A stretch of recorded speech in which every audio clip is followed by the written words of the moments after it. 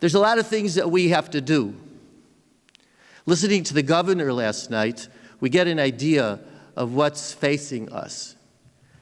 And we're going to try our best, I think. I certainly have faith in the people that I met here that we're going to try our best. But none of us will ever succeed if we don't have his help from above.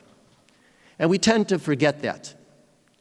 So I decided I would like to offer a prayer about, I think all of us would like God's help in this, and we don't really have a plan at all. I think it's one of those things that we just gave up on.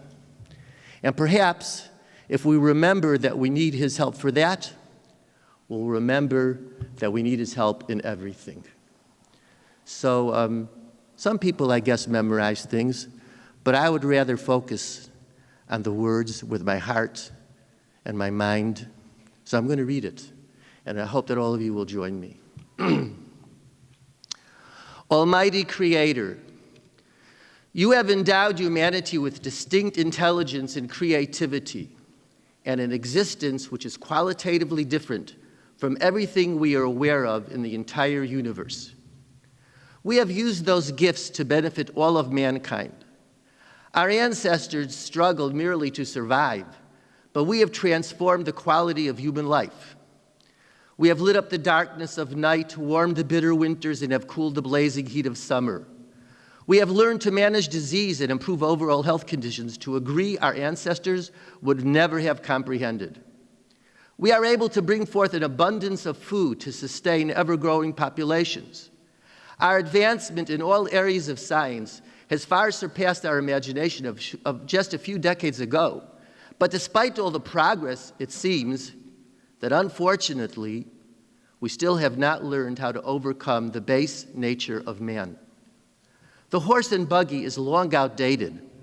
Bloodletting has been replaced by modern medicine, and innumerable things that were common for millennia have been tossed into the dustbin of history. But sadly, the ancient notion that might makes right has somehow survived, and we confront it in war, in politics, and in the spread and repression of information.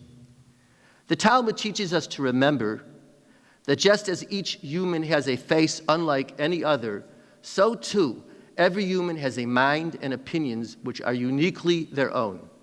We completely accept the existence of strong differences of opinion. Were it only that we might be able to humbly resolve those differences.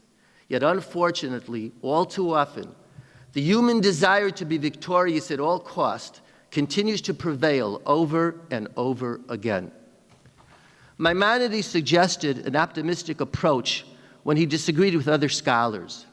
Let what others have to say be compared with our opinion, and the truth will surely show its way. Deep in our hearts, we all know that this honest form of dialogue is the only true way to heal the rifts in our country, but we seem helpless to foster such an environment.